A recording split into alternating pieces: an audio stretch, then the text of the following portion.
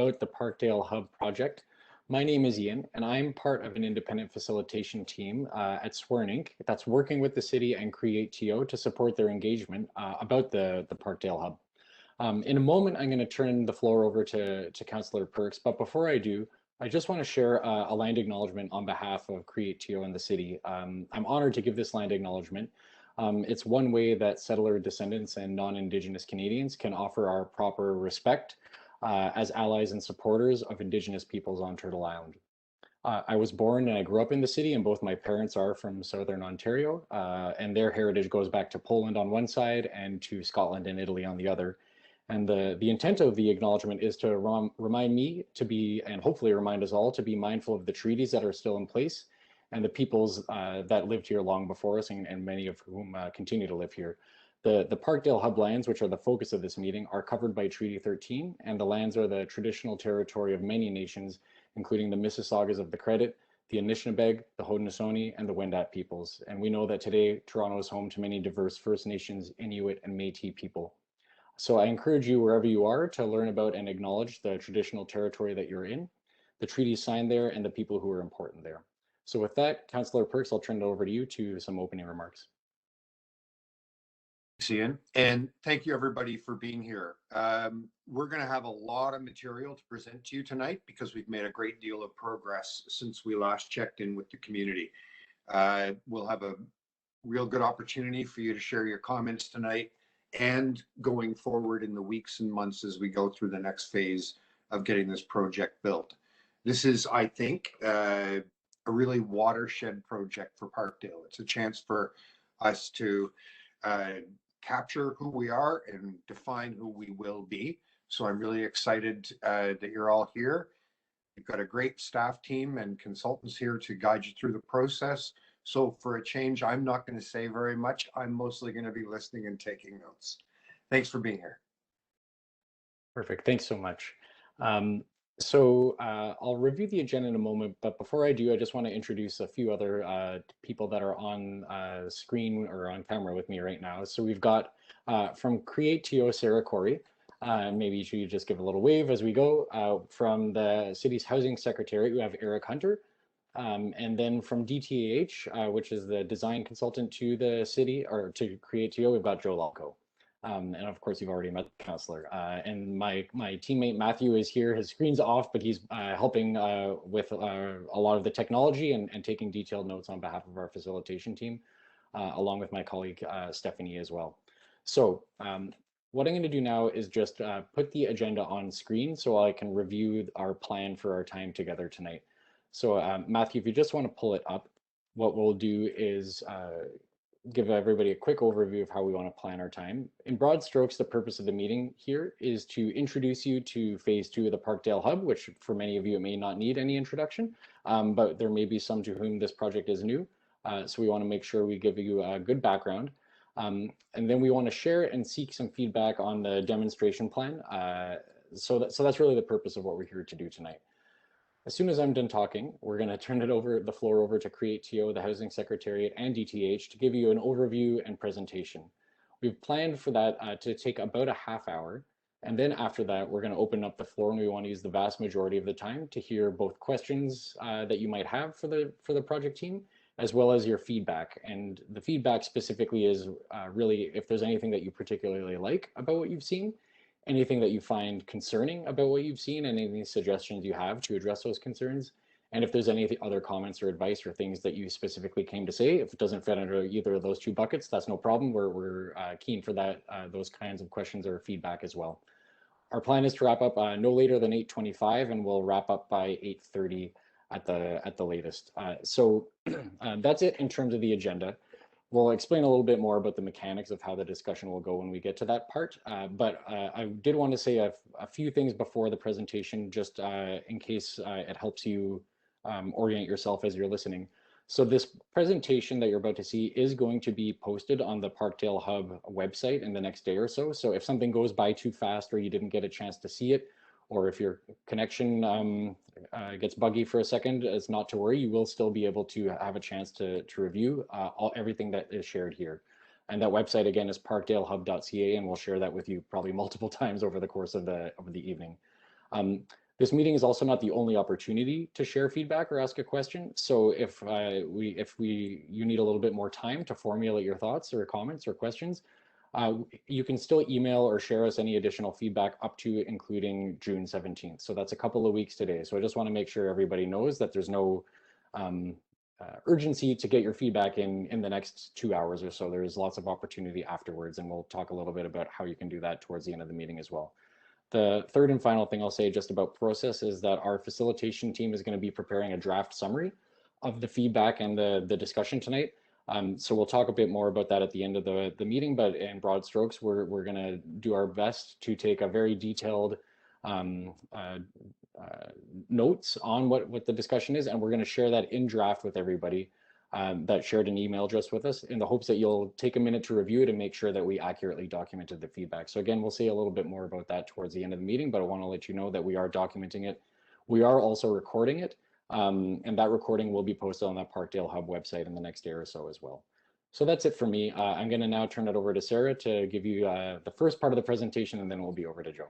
Sarah, over to you. Thanks, Ian. And hi, we're so happy that you could join us tonight. Sharing my screen, I think you should be able to see it now. So my name is Sarah Corey. I'm a development lead with Create.to. That's my dog barking in the background. You can probably hear. Apologies for that. Create.to is an agency of the City of Toronto. We lead strategic real estate and development projects like this one. The Parkdale Hub project was initiated in 2017 by City Council, who asked city staff to explore the possibility of making a coordinated investment in the city-owned lands that are located at the intersection of Queen Street West and Cowan Avenue in the heart of the Parkdale community. The first phase of our study included initial due diligence investigations of these properties. We also did a lot of work developing a vision and guiding principles for the project.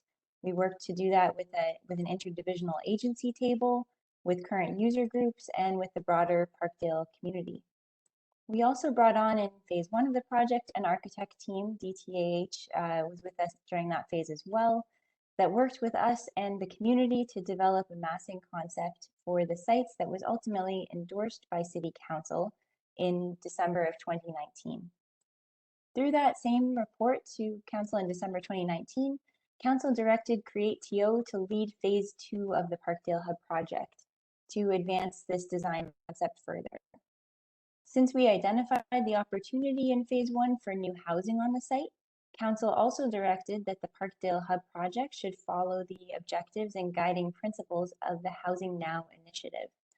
So this isn't yet a full-fledged Housing Now site, and I'll talk more in a bit. My colleague Eric will actually about what the Housing Now program is.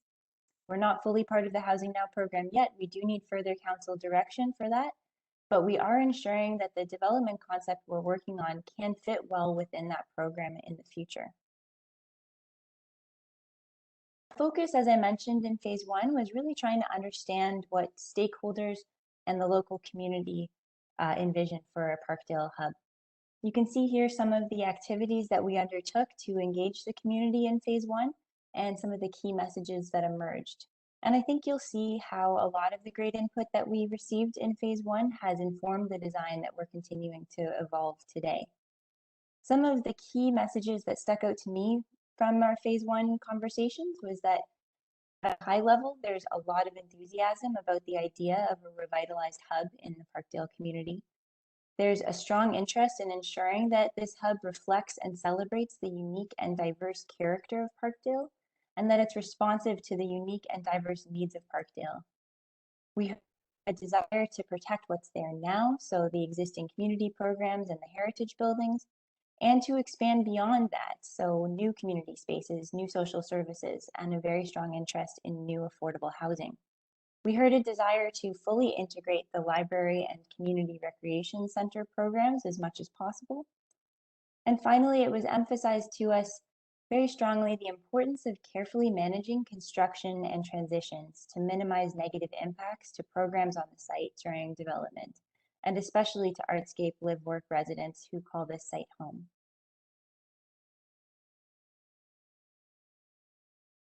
During the first phase, we looked at a study area that is shown outlined here in red that extended beyond the 3 properties that City Council directed us to look at. We continue to focus only on the potential redevelopment of the city properties that are located right at the intersection of Queen and Cowan as directed by City Council, but we also continue to consider how the city could in the future enhance connections between our site and the city-owned lands that are located to the south. So by that I mean Mazarick Park, Dunn Avenue Parquet, and the TCHC property at 245 Dunn Avenue. So for clarity, that TCHC property and those parks are not part of the project that we're looking to make any physical changes to at this time and through this initiative. We just keep them in mind as important context for the work that we're doing and for potential landscape changes that could help to increase the flow between our sites. Our project site is currently home to a wide range of programs, including the Parkdale Library, which you can see on the diagram here in yellow on the east side of Cowan, so on the left side of the diagram. On the west side of Cowan in purple, we see the Mazarick Cowan Community Recreation Center, which is operated by the city's Parks, Forestry, and Recreation Division. We see just to the north of that, in green and orange, Artscape's Parkdale Arts and Culture Center, which is a building that the city leases to Artscape for operation. And beside that, we have a Green Pea public parking lot. Both the library and the Community Recreation Center are host to a number of additional community-led programs that play an important role in Parkdale. And Artscape also subleases their facility to community organizations, to Gallery 1313, and to 9 Live Work residents. You can see some of the additional organizations that operate on the site currently on this slide. We're committed to ensuring that each of the programs that's currently on site are reaccommodated in the future project. The one exception here is Green Pea, our Toronto Parking Authority, who we will work with to find replacement parking off-site. We've also found the opportunity to introduce new programmable spaces to the site. Most significantly, affordable housing spaces, which will be developed, as I mentioned, through the city's Housing Now initiative. There's also potential for new community program space. It's important to note that the amount of new community program space is yet to be determined, as we're still working to refine the building design and the massing. And the process for identifying future tenants of the space is a conversation that we'll have in the future phase of the project. The designs that our architect Joe Lobko will be sharing shortly are preliminary demonstrations of how these various program elements can fit within the proposed building envelopes to ensure that we're on the right track with our massing. More detailed design work and floor plans will follow in the next phase of the project. Speaking of the next phase of the project, this slide shows a preliminary understanding of how we anticipate the next phases will unfold. So right now we're in phase 2 of the project, which we're planning to report to City Council on at the end of this year. If Council approves phase 2, that doesn't give us any development permissions. It just gives us the ability to submit a development application. So that's what will form the bulk of our phase 3 of the project. We'll be working on a city-initiated rezoning application in phase 3. And phase 3 will also include seeking a nonprofit housing development partner for the Housing Now portion of this site. Phase 4 of the project will include final detailed design and construction. Over the next few months, we'll be working on a construction phasing strategy to outline a proposed sequence of development activities. A really important consideration for this strategy is how we can minimize disruptions to existing programs and tenants during development. As you can see on this slide, there's significant opportunities to continue this public conversation throughout each phase of this project. In fact, we'll be able to have increasingly detailed conversations with the community and increasing in a variety of different ways as we go on in the project. One of the new elements of our public engagement program that we've introduced for phase 2 is a local advisory committee. This is a non-political advisory committee that's comprised of around 15 representatives of community-based organizations in Parkdale. And the mandate of our local advisory committee, or LAC as we call it, is to provide a forum for feedback and guidance and advice to our project team at key points during the project. Specifically, we look to the LAC to act as a sounding board for the project team to share and discuss ideas and findings. We look to the LAC to relay meeting discussions and outcomes back to their member organizations and constituencies, and in turn to represent and communicate the perspectives of their organizations at our meetings. You can see here some of the groups that were invited to participate in the LAC and the groups highlighted in bold that did join us for our first LAC meeting. These groups represent local residents associations, local business associations, community service providers, and other affected organizations. Our first meeting with the LAC took place on March 24th, and through that meeting, we heard that LAC members were generally pleased with the progress that's been made on the Parkdale Hub project and excited about the demonstration plan, especially in terms of thoughts about connecting the hub to the existing community, green design elements, and the open design of new spaces.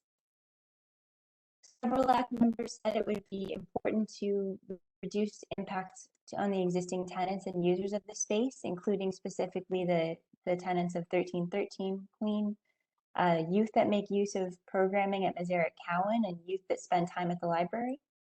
Some LAC members were keen to learn how their organization or others could secure space at the future hub, and in understanding the process by which the city will find future tenants and users of the space. And as I mentioned, that's a process that will take place in the future phase of the project.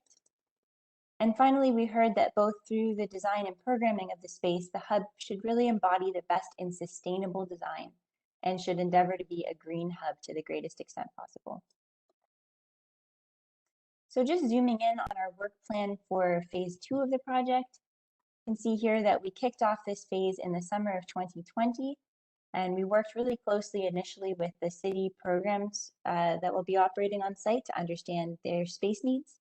We did design explorations with city planning to understand what's feasible on the site. We had our first LAC meeting. We're here today for our community meeting. After this, we'll be going back to our LAC to discuss what we heard here today and to talk through how we can incorporate today's feedback and feedback from the LAC into our design. After that, we'll be revising our design and completing some further analysis, including costing analysis, that construction phasing strategy I mentioned, and some environmental investigations. And finally, we're aiming to report back to City Council by the end of this year. Now I'm going to hand it over to Eric Hunter from the Housing Secretariat to speak to us a bit about the Housing Now initiative.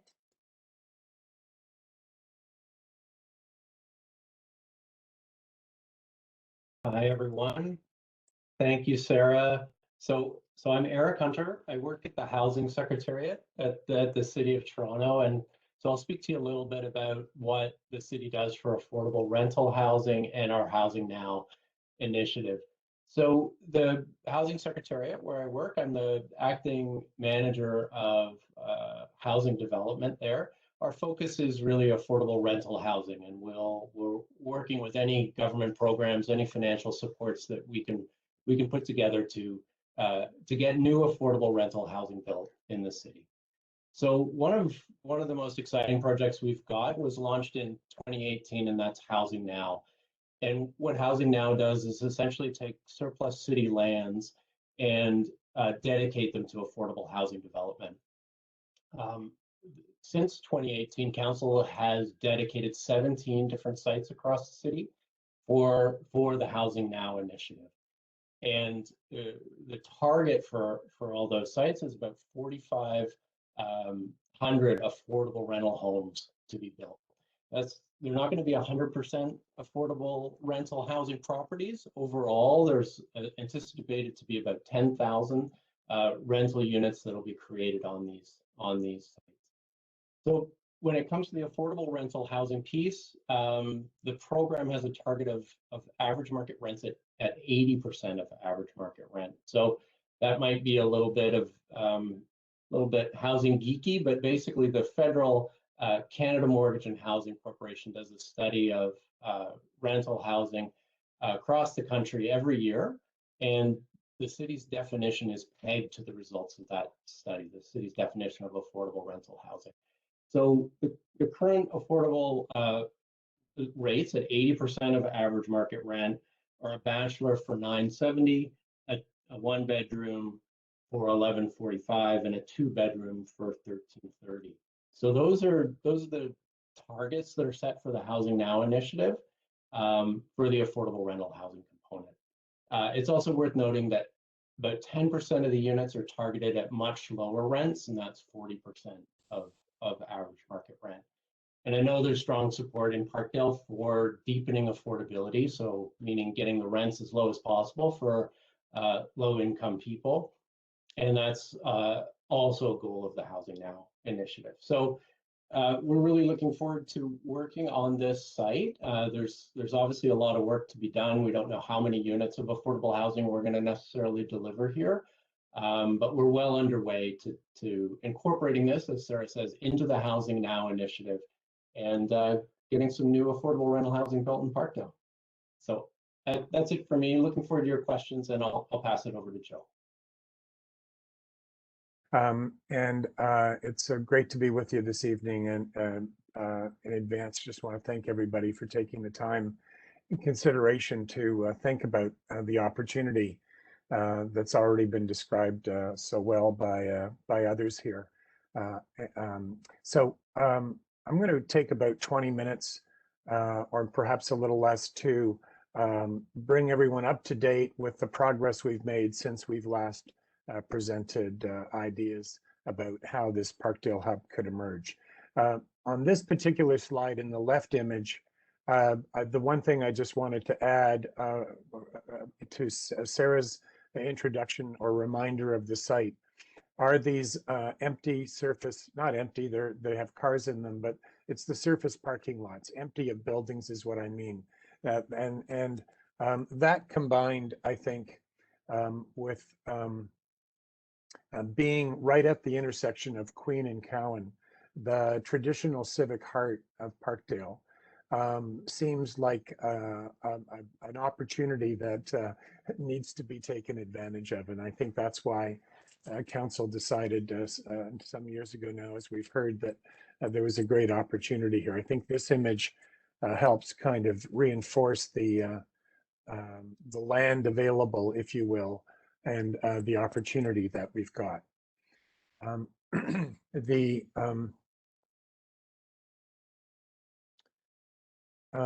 It's just not advancing very quickly. Let's try that again.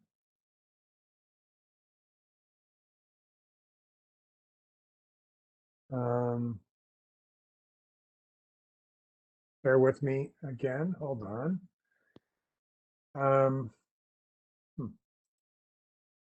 Would you like us to pull up the backup slides, Joe? Perhaps you should. I don't. I've been, I apologize for these internet issues, but maybe that would be best. Yes, please. Thank you. Okay, no problem. Way to go, Matthew. Matthew's going to step in and make this work. So sorry about that interruption, folks, but the next image, this one, just want to say two quick things here in addition to what Sarah said. We have put a lot more effort into developing the computer model that helps us visualize potential futures here. And I think that's, a tool we need to use more and more of in the city as we imagine its revitalization. And the second thing I want you to focus on are just the colors. Sarah introduced, the library, and I just want to emphasize because it'll come out in images I'm about to show you. The library is yellow, the community center is purple, housing at the Parkdale Arts and Culture Hub is green, and the what we call community use space is in orange. So let's just bear those colors in mind. Moving on. Thank you. Our colleagues at ERA Architects helped us a lot in the phase one aspect of this work to remind us of this incredible civic history at this intersection of Queen and Cowan. Many great civic structures here, over a long period of time. Town hall, municipal hall, police building, fire hall, a curling rink transformed into a community center. Lots of great history to build on and remind us about at this great corner. Next slide. And the legacy of some of those structures remain: the police building from the early 30s, the curling rink, which just came before the 1900s, or just 1890 or something like that, 95. Great vestiges of architecture. And the map on the lower right helps an updated map of properties that are already on the Heritage Register or designated or identified for inclusion. Next slide, please. So we're in the midst of a zone of heritage, is my point. Yeah, keeping it here for a moment. And many of these elements have been transformed historically already. For example, with the curling rink, it's that facade on Cowan and the series of trusses that you can see diagrammed that are the essential elements that have been designated. There are opportunities, we think, here to bring back a certain kind of elegance that once held sway with some of these buildings, open up some of the ground floor spaces, like in the fire hall and 1313 Queen, where the police used to have a garage historically. That can bring more transparency to these community facilities, and you'll see how that emerges in the slides to come. Our colleagues at Heritage Preservation Services and Planning, and as well as Urban Design, and our colleagues at ERA helped us fashion an approach to the conservation of this incredible heritage, particularly along the west side of Cowan Avenue. As you can see, the curling rink, the fire hall in its more original form, and 1313, including the sort of wraparound two-story corner and the one-story garage portion. Next slide, please. Another really important, I think, piece of work that's we've paid a lot of attention to, but also has really informed the evolution of what you're seeing today, is the work this community has done with city staff and council over the past number of years in evolving the planning framework for West Queen West. Most importantly, the idea of a three-story street wall, as you can see illustrated here, in fact, just across the street from this site, as one defining characteristic, and the idea of getting up to about a 6-story residential height, something like 20 meters overall. Another thing on this diagram is the notion of a 9-meter setback or separation distance to the lower rise residential neighborhood to the south. So with respect to Milky Way Lane, for example, you will see what we've drawn uses that 9-meter dimension and that setback at the top as a part of what influences the form here. The other thing I want to say about this diagram is that the policy that emerged also allows for unique corner conditions, as we have at Queen and Cowan, and the possibility of a 4-story street wall condition transitioning to 3. And so you're about to see a suggestion we have about how that might be managed here. And that's something that we have worked out and consulted a bit with staff about, but we certainly welcome your specific feedback on that one as well. Next slide, please. Just to reinforce, this is a long map of Queen West, and in the red, in the sort of right center of that image are the 2 sites we're dealing with. And you can see the dark colors are on the Heritage Register, and the tan, the lighter tone, are identified for inclusion. So, and then the blank, the open sites. So that just sort of highlights again the opportunity that's here. Next slide, please. Across the street and also not very far away, lots of great examples to give kind of inspiration and spirit to this revitalization. Unique and interesting corners, different approaches to row elements, and lots of variety and grain, if you will. Next slide, please. The approach to a community hub that council approved, Sarah has already described it. There were some area assumptions made at that point in time about the scale of the library, the number of housing units, for example, that might be developed, just under 60 predicted back then, the scale of the community center, and the an early prediction about the scale of community space that might emerge. One other thing about this diagram that I want to, yes, you could go to the next slide, Matthew, thank you, that'd be fine. Just to reinforce this other point, it was the idea, the introduction of taking the redevelopment site where the library is now at 1303 Queen West, and canting its west wall, putting it on an angle, as you see in this view, as a means of opening up the intersection, creating more public space, and opening up the view to those that wonderful row of heritage that defines what will be this new community center library, defined by the original police building, the fire hall, and the curling rink facade, and then newer additions behind. So that is evolved as an idea, and let's go to the next slide, where this is an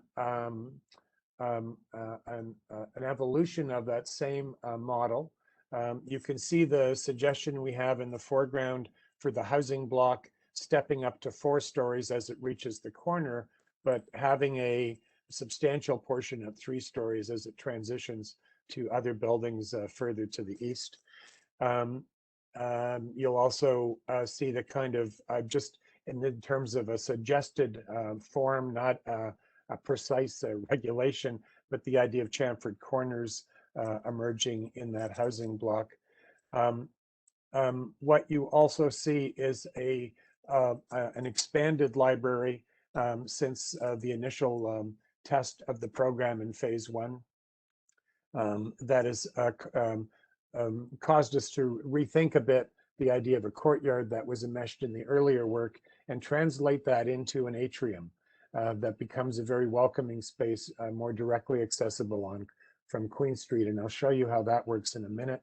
But in this slide, if the cursor would work over on the extension of the library to the west, you'll see that it aligns with the facade of 1313 Queen West, providing a more generous sidewalk and that setback entrance into the library beyond. So if we go to the next slide, please.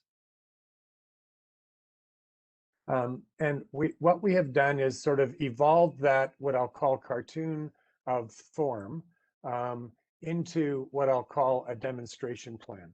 And by demonstration plan, what we mean is just that. It is meant to suggest and articulate the form that might emerge here. And it's meant to help us inform ultimately a zoning bylaw that would be passed, that would establish the clear framework within which a development partner, for example, can come in and now develop that block of affordable housing, and which city staff can proceed towards the development of a new combined community center and library. It is not meant to depict a specific architectural character at this point in time. You'll see that we have, in fact, depicted some character and some scale. We've gone a certain distance, but the intention is not to take the architecture of this literally.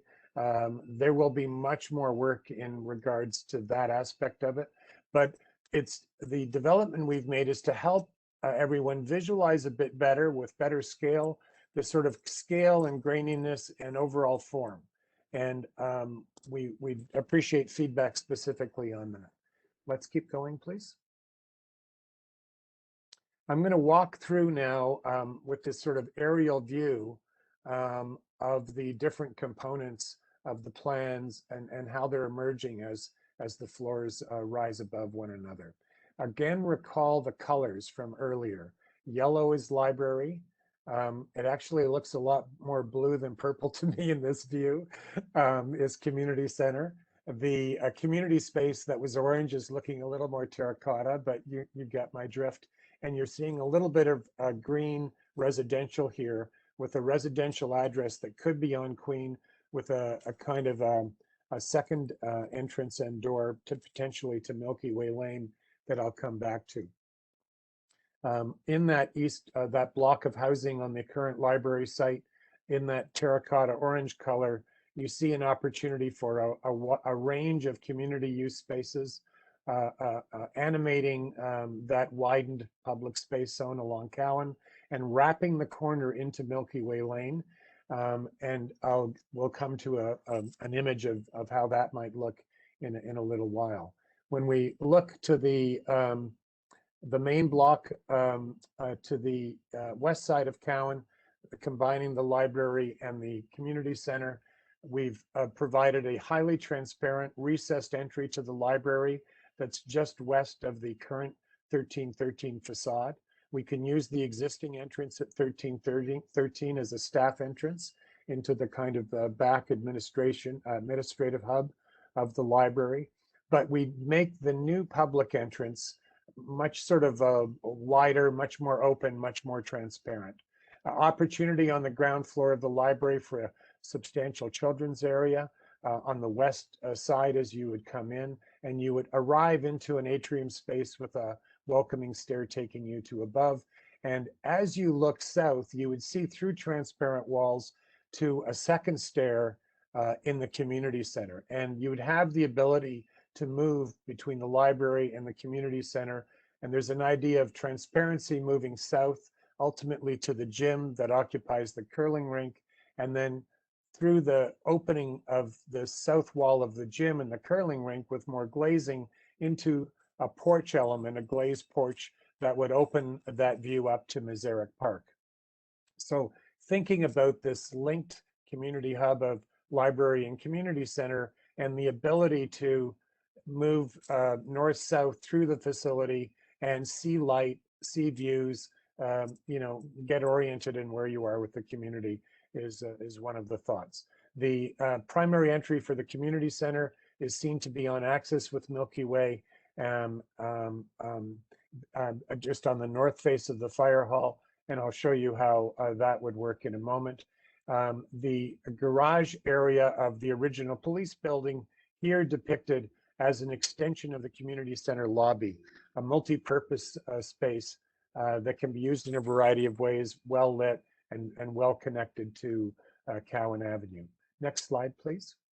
As we rise up to the second floor, you see the emergence of an atrium in the library and adult and teen areas and special areas for programming that wrap around that central space. A more reduced second floor in that bluish purple color in the community center, simply because of the need and desire to deliver the library over 2 floors for a variety of reasons, and preserve the form of the curling rink beyond. And so what happens, you will see, is that the community center now comes over top of the library. That allows for these programs. The programs have evolved, and that allows for this synergy of use to really pay off, if you will. On the residential block on the existing library site, you see on the second floor a bit of that orange color. That could be a community amenity space with a second floor terrace roof, a bit more private and away from the street. That would be private to the residents of the building specifically.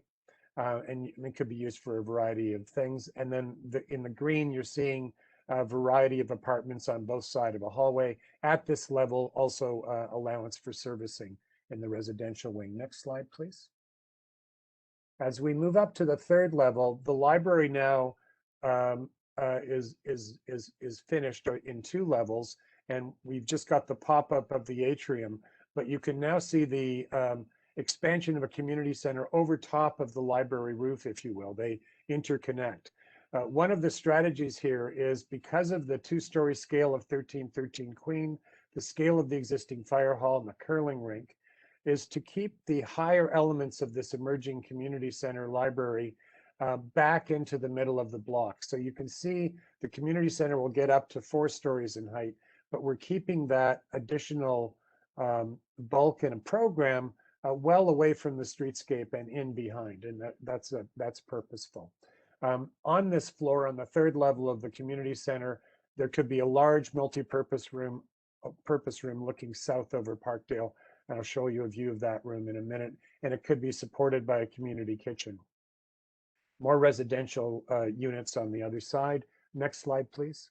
I'll try to pick up the pace. The idea of really making a special roof on this community center. Could we create certainly an outdoor walking track? Could there be an area for a range of activities to happen that's well protected, but with a beautiful outlook on at the top of this community center? And what you're seeing is the beginning of that step back from a 3-story face on the residential block to a 4-story face. So that requires a step back in the facade and the reduction in unit size on level 4. Next slide, please. And we just can maybe keep moving up now till we get to the roof of this. And we're stacking up the upper levels of the residential units with a smaller footprint to have that 5-meter setback from the street wall. That is the result of the West Queen West updated policy. And we're concentrating the bulk of the community center back into the middle of the block. The 4 stories of the community center are roughly the same height as the 6 stories of the residential block, to give you that context. Next slide, please. Next.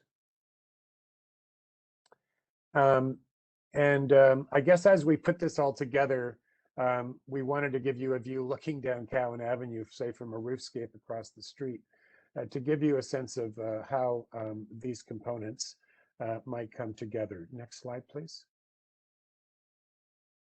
And what I'd like to do now is do a little tour. So let's go down to street level at Brock Avenue, looking west. And in the distance, you can see in the right center, the facade of 1313 Queen West. And so in the foreground, what you're seeing is a 3-story street wall in a new residential development with a 5-meter step back to the upper levels of development. And we are showing what looks like a couple of bays of residential development to the west, stepping that up to a 4-story street wall as it turns the corner. Part of the purpose here, candidly, is to maximize the affordable housing opportunity as much as we can, and to take advantage of the unique site and sculpt it a bit in the spirit and in the not just the spirit, but within the policy developed in West Queen West work, but to make it specific to this site. So that's the kind of thing that would get specifically defined in a zoning bylaw that would be what result in the next phase of work. That's the kind of thing we'd appreciate feedback on most specifically. Next slide, please. When you just move west along Queen Street, we come to what we're suggesting is this angled wall that could open up more space at the intersection of Queen and Cowan. Again, something that could be an element that would distinguish the zoning approval here. And I should have said something earlier. There is new planning policy here, so we don't need to reinvent that. It applies. The only thing we need to add is a layer of any specificity that we feel through this exercise ought to pertain to these specific sites because of the specificity. So it's that added layer that we're wanting to think about. Next slide, please. Keep walking west on Queen, come to a very transparent new entrance to the library with kids area, very visible from the street to the right. 1313 in the distance, that Art Deco original police building, and a new affordable housing project in the distance. Next slide, please. Imagine us walking into that library and this desire for making very welcoming spaces, very bright spaces, very open and accessible spaces that you kind of see everything within the scale of this facility, we think that's possible. There might be the kind of welcome desk on the right here in the library, a stair that takes you up to an upper level in the middle of this image. And to the left, literally a connecting glass wall and door to the community center, and just a glimpse of its own stair leading to all the way up to the 4 stories of that facility. But that invitation of connectivity that greets you right away. Next slide, please. If you take that invitation to go up the stairs, you would arrive here. And as you look back down into the atrium space you arrived at, you can also potentially look back out through this highly transparent but recessed wall back out to Queen Street and all those beautiful buildings across the street. You get to inhabit in behind the 1313 facade with special seating areas and stacks for books. You could imagine work zones, a table of work areas along the atrium space that would give it more life and animation. Next slide, please. That view of the sky and the daylight that that comes in through that approach to an atrium, we feel is really important in terms of making this a really bright, outward-looking kind of space. The southeast corner of that second floor, potentially a reading and workroom with a view to the fire hall and a view out to the trees of Cowan Avenue down Milky Way Lane in the distance. Next slide, please. In the southwest corner, another kind of reading room and a programmable space in the distance with, again, the community center coming up above it in the 3-dimensionality of this. But to the right, one of 2, at least, roof deck areas that are potentially accessible, taking a book out to read it on a roof deck, or taking a computer out to do whatever, as a very real possibility here. Next slide, please. There's the curling rink building is exquisite. The trusses are interesting and wonderful. It can be reshaped with glass walls. This is a view looking back east towards Cowan Avenue, where you sort of see the inside face of the back of the curling rink facade in the distance. The idea of a more transparent, I'll call it porch to the park to the right, where there can be more transparency and porosity between the park and this building, maybe including a community kitchen in that kind of porch zone, if you will. And transparency on the left of this image, an internal hallway that becomes very inviting as you arrive into the community center. Next slide, please. A third floor multi-purpose room capable of welcoming 100 people or more, with a beautiful view over South Parkdale and over the curling rink roof below. Next slide, please. Again, potentially supported by a kitchen and available for a variety of things. A view down looking on Milky Way Lane now, a little bit just east of the existing library site, looking west towards Cowan Avenue in the distance. Milky Way Garden is just to the left of this image, just that little bit of greenery there. You're seeing in the dark gray the narrowing of the lane dimension. That's very important, because in order to accommodate service vehicles and moving vehicles and garbage vehicles to the new development, we're using that, we're respecting that 9-meter setback dimension I mentioned earlier. You see that in the alignment of the residential development, and the laneway is probably going to be approximately 6 meters in dimension, which leaves another 3 meters to those building faces. Those building faces can be filled with community space. For example, you could imagine a gallery or an art space or some other kind of interesting space in what look like garage spaces in the foreground on the right. Those are meant to be glazed garage doors that could open up to a revitalized Milky Way Lane. One of the things I want to, again, looking for feedback on is a suggestion we're making here with support, I think, of city staff, is to not include underground parking and surface parking, but instead build spaces people can use here and help to bring more life and animation to Milky Way Lane. Next slide, please. This is on axis in the distance with the community center, and as you arrive down Cowan Avenue at the community center across the street, the fire hall on the left, 1313 old garage on the right, that space in between, we're suggesting a recessed, again, highly transparent, highly glazed, very welcoming entrance into the community center, and opening up the garage doors of 1313 down to the ground to allow transparency into that multi-use space there, and potentially connectivity out into this new public realm outside. Imagine days when Cowan Avenue can get closed down to vehicles and a variety of community events can occur in that place. Next slide, please. And another view of that same space, looking from a little further south on Cowan, looking north towards Queen. The fire hall's immediately on your left, Milky Way Lane to your right. The evolution of a 4-story street wall wrapping the corner, potentially making interesting corners, and with a setback of 2 additional stories, setback 3 meters at the upper levels. Next slide, please. We're getting there, almost done, folks. A final aerial view from the southeast. It shows that kind of glazed porch from the curling rink to Meserick Park as a a very conceptual idea at the moment.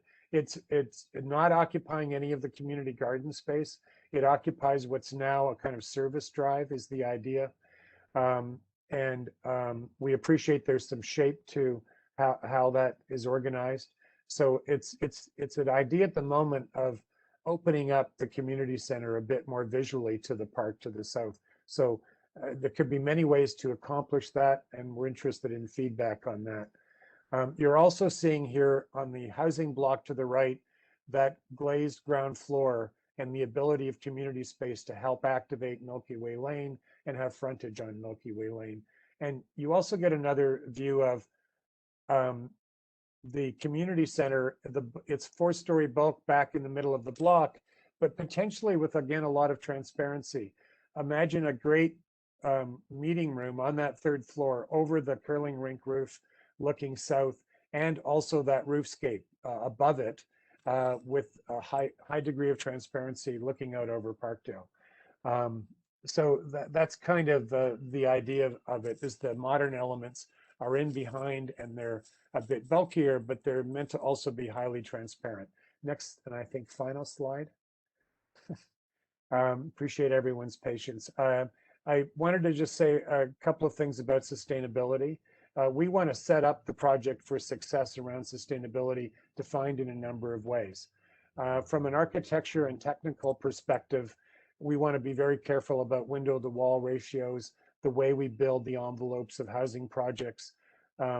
The city's invested a lot of time and effort in defining how we can build better as a city, and it uses its own projects as exemplars in that regard. By combining a library and community center, there can be terrific synergies on a sustainability and building performance front that can be that we could benefit from. There's a lot of adaptive reuse and heritage conservation as part of the idea of this project.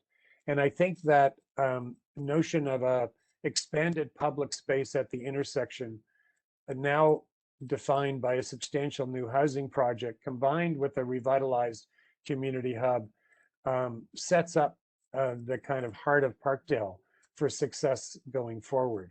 And that's true sustainability. So I think the councillor was correct earlier in his remarks about terrific opportunity being here. So thanks again for your patience. I'll stop there. Okay, thanks, Joe. And we'll, I think we just stop sharing the presentation and get right into the discussion. So right before we do that, I'll just explain some mechanics. So our team here is really here to help facilitate and document discussion. Our facilitation team doesn't have an advocacy role here, so we're not here to advocate for any particular outcome. So we'll take lots of detailed notes over the conversation. In a second, I'm going to press a button and it is going to describe what that button is going to do, and then I'm going to press it. So when I press the button, All of you that have joined via either a tablet or a computer or a phone, you'll have the ability to turn on your camera and your mic,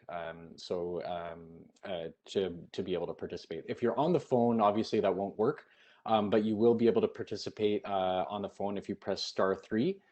That is a way to indicate that you have either a question or you have some feedback you want to share. And I'll repeat that a couple times over the meeting just in case, but *3 for the folks on the phone. For everybody else, depending on the device you're using, the interface will look a little bit different to raise your hand, but you could either, you either have to click a actual icon of a hand or a button that says participants, which will then show something that says raise hand. And on some devices, you might see an ellipsis, like 3 dots in a circle. And if you press on that, it will let you raise your hand. So you might have to hunt around a little bit depending on the device, but that's what it will look like. If your camera is on, you can also do it the old-fashioned way of just waving your hand physically at us, and we'll queue up people to speak if we see a lot of those coming. So that's how that's going to work, and I'm going to press the button right now, so it might take a sec while you all join. But it's already begun. Good. So, and like I said, for depending on some devices may not all connect, but we will keep a close eye on our attendee list, and if other people have hands up or otherwise, we'll get to them. And I already see a couple of hands up, which is perfect. So I'm going to go, I'll start in a second. I'll just remind everybody the questions that we had for you are if there's anything you really like about what you just saw, anything that you find concerning, and if what suggestions you have to address those concerns, or any other comments. And of course, if you have any questions, we're super keen for those as well. So I'm just going to start with my list here. I'll begin with Adam. I'll go to Adam, then Josh, then Sheila. So Adam, if you want to unmute yourself, go ahead, and we'll start with you. Can you hear me? Yep. Okay, I have 2 questions kind of on similar topics. One is around the Milky Way laneway. Is there a way to make? Do you need in? You need to go in? Sorry, I'm just going to find someone else's audio is going. Go ahead, Adam. Sorry, you were asking a question about Milky Way? Yes. My first question is there a way to maintain a mid-block walkway between Queen Street West and the Milky Way laneway, as we sort of see the parking lot kind of serves as that kind of function at the moment with the library at the southern terminus of Brock Avenue? Is there a way to maintain even a smaller kind of walkway that's mid-block? And also, would there be any impacts on the community garden on the Milky Way laneway that's just a short distance away from this new redevelopment site? And my other question is, I noticed in the map images and the aerial images, the Parkdale World Peace Monument is depicted, but it wasn't immediately clear the role of that monument. It's a large metal globe in front of the library. Will that be restored? If not, can it be repurposed and moved elsewhere within the neighborhood? What is the plans for that public monument as well? Thank you. Good, thank you, Adam. And I'll go, I think, Joe, those are probably good for you. And then for the rest of folks, I might suggest just at least for the first round to keep it to 1 question, just so we can get to as many people as possible. And then if you have others, we'll come around as many times as we can just to try to spread around the feedback. So Adam, you got him in. So Joe, Milky Way, can you make a mid block, and can you will there be any impacts on the community garden? And the second one is if there's any plans for the World Peace Monument to be retained or otherwise. Yes, so let me sort of take them in reverse order. So yes, you were correct. I did not identify the specific artwork, but it is we did try to depict, Adam, the one that is there. And so the suggestion is that it would remain there or moved if it needed repair or work needed to be done so that it could be repositioned there.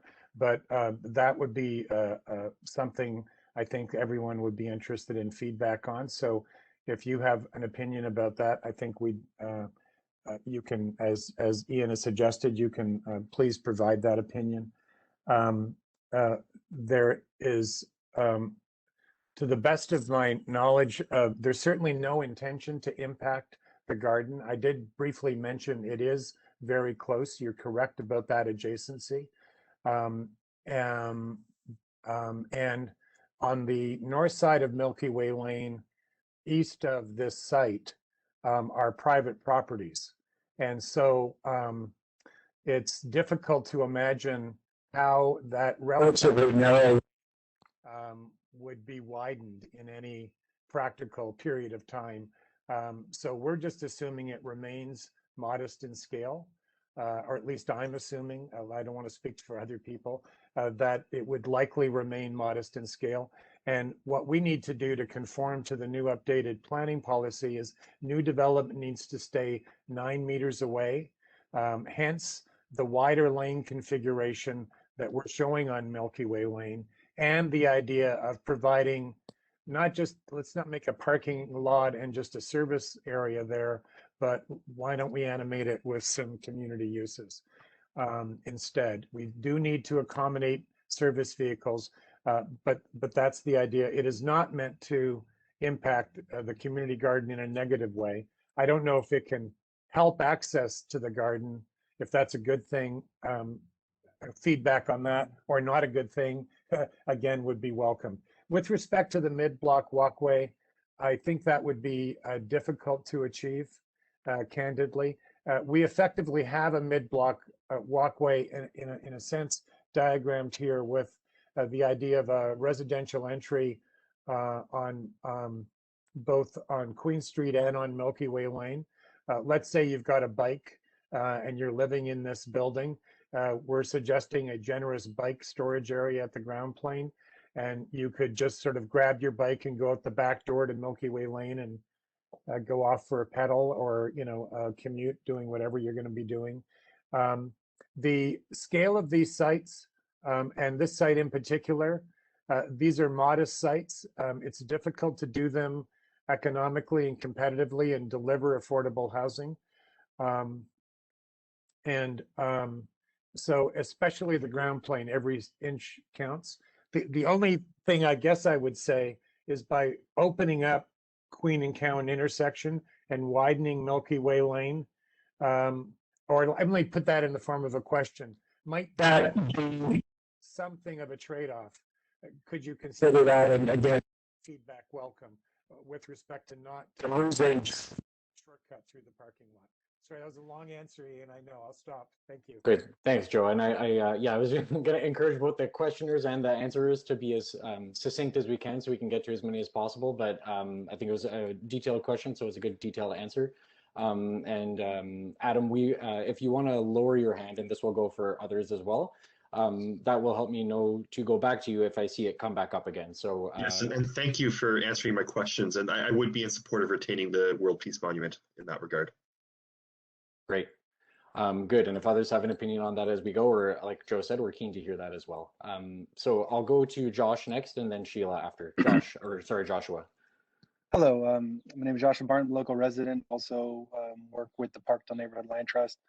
First off, just because you asked the question, definitely it would support the community activities at the Milky Way Garden, to have co-located nonprofit and community use spaces there with sort of more flow space there, definitely, because we're undertaking a redevelopment of that site to make it higher productive for urban agriculture purposes as well as community programming purposes. So there's some connections potential there. I wanted to make some questions, two related questions that are related. So sorry for doing two questions, but one is that my understanding is that the prior options presented had multiple options that had more than 57 affordable housing units in the proposal. And there was reference to a preferred option, which I didn't see a clear clarification on whose preference that was for, whether it's planners, city staff, community. The community consultation table I was at supported more density in terms of affordable units in the redevelopment. And now we're down to, I think, 57. And I believe that the highest amount in the options was 180 units. So it's significantly lower than some of the options that were considered. And so just wondering if there's options to consider more affordable housing. Related, and especially, sorry, on that, since we're going to be losing affordable units in the other building, the net new affordable unit count is quite low in comparison to what was being imagined prior, because you're going to have to relocate the tenants being displaced from 1313. A similar comment to the nonprofit commercial space. My understanding is there's currently 5 or 6 commercial tenants who are nonprofit organizations at 1313 who will need to be relocated. And from what I could tell, there's 5 or 6 commercial units in the new site, in the former library site. So again, just not a net new nonprofit community space unit count. I'm wondering if there's a net new GFA for the affordable housing and the commercial spaces, but quite concerned about this development not really delivering as much as was, as I think could be accomplished if you just push the site a bit more. I know people are concerned about density, but really need those spaces. And the one recommendation I'd make in terms of the community nonprofit space is to consider some of the spaces in the new library or community center, which are proposed as multi-use spaces, to potentially be formally allocated as community nonprofit spaces for organizations that have sort of synergies with the services of the center, the community center, and the library as an opportunity. I know there's of course competing interests, but just wanted to share that because we need nonprofit space in our neighborhood. Thanks. Right. Thanks, Joshua. And there's lots there. I think we've been taking lots of detailed notes. So some of that I think is straight up feedback, but there were a few questions in there as well. So maybe Sarah, I might start with you in terms of the relationship to the previous phase and the preferred option, and the relationship between this and that, including the change or the described change of units in terms of affordable housing. And Eric from the Housing Secretariat may jump into that as well. And then Joe, after that, if there's anything you can share in terms of the GFA or the number of net gain of space, both for the commercial areas as well as the residential, that would probably be a good supplement. Sure thing. Thanks, Ian, and thanks, Joshua, for your comments and questions. In regards to the first phase of the project and the options that we looked at, we brought out, I believe, 4 options to the community for feedback, and we also brought those 4 massing options out to a number of stakeholders within the city. So we have a technical working group that we work with really closely that's comprised of different city divisions that includes parks, libraries, city planning, heritage preservation services. And then of course we have our local community stakeholders. So the option that we identified as the preferred massing option, which is what we've advanced into this phase of the project, was option 3.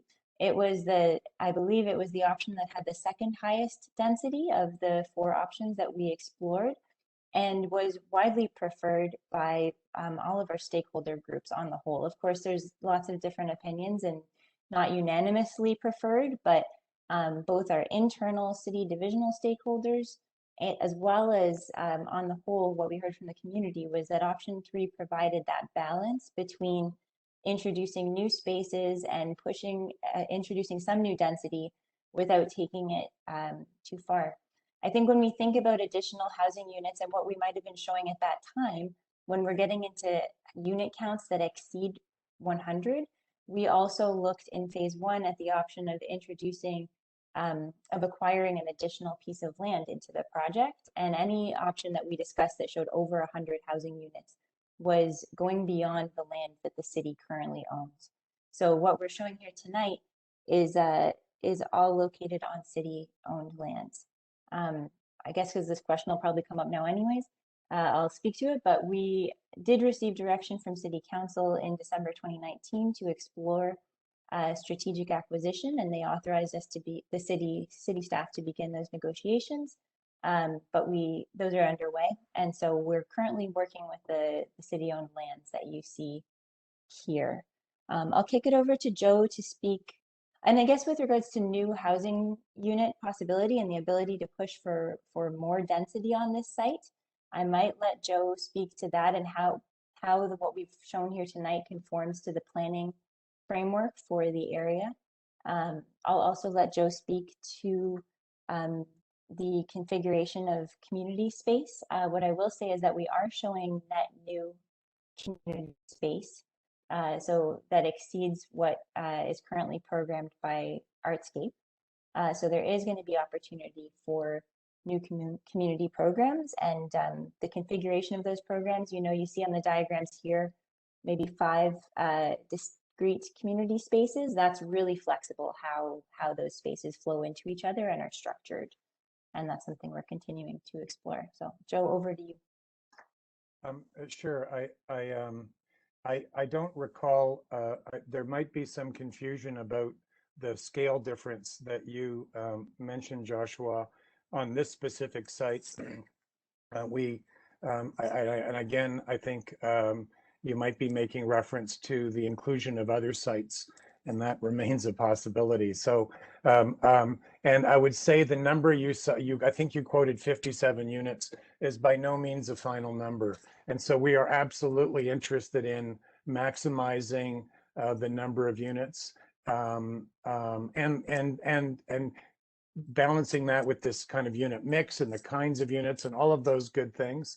Our work here is not complete, so we're interested in feedback. If you've got specific thoughts or suggestions on how you think that might be accomplished, by all means, please pass them along, Joshua and others. What we have done, I would say, is, or let me describe it this way. There are some sites along Queen West that are more unique, that are larger in scale, have more possibility because of their dimension and location, and deserve more unique treatment, I will say. And then there are other sites that are more, I'll call them more typical. They're more enmeshed into the grain of West Queen West. They don't necessarily have, say, substantial north-south depth.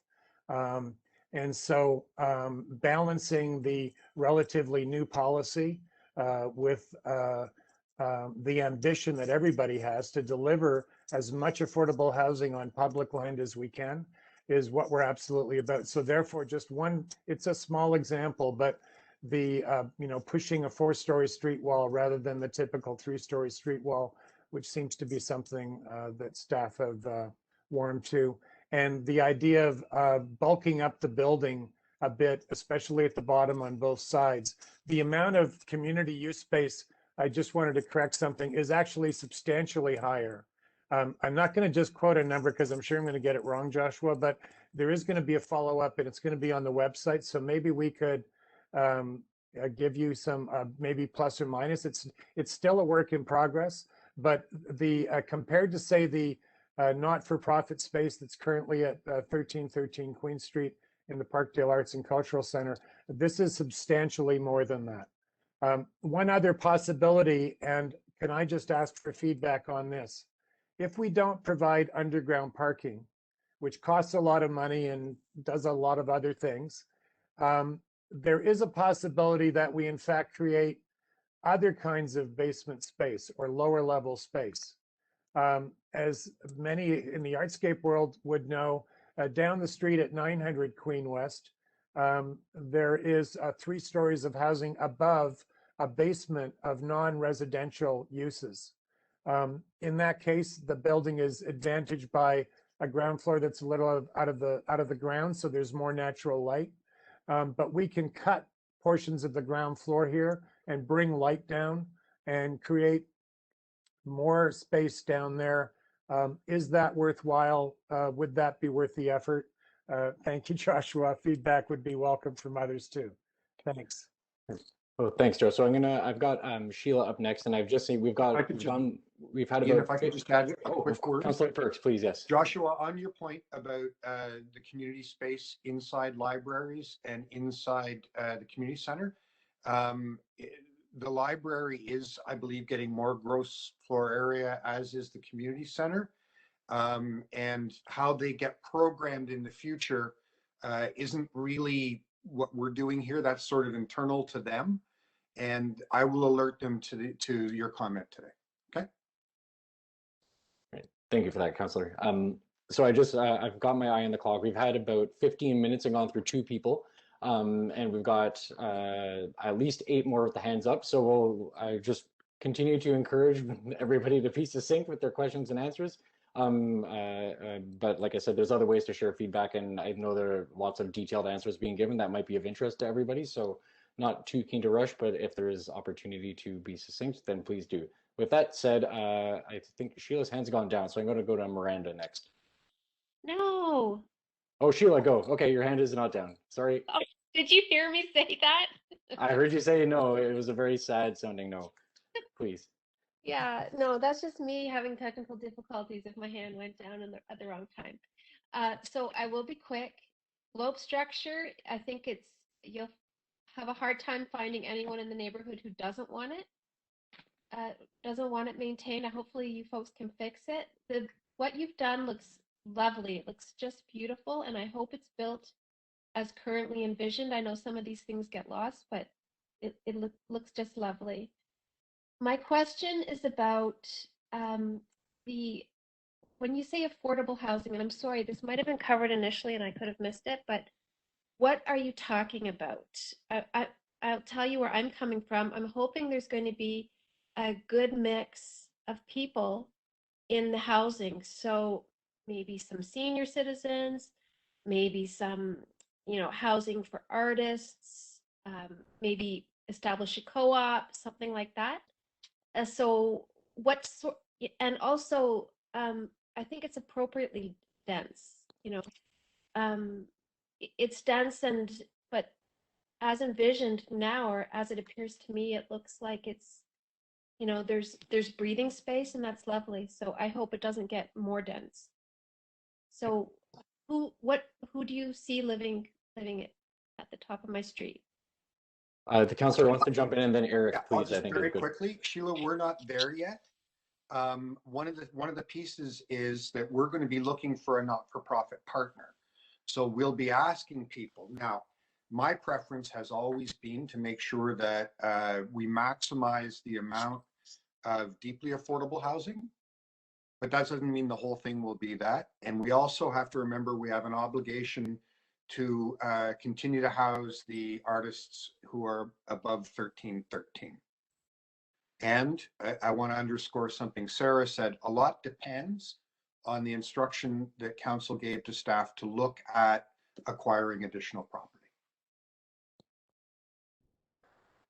Okay, so that's a big question mark then, how the entire housing Yeah, scenario will but it's be. going to be it's like we're doing this as an affordable housing project. This is not going to be a for-profit project.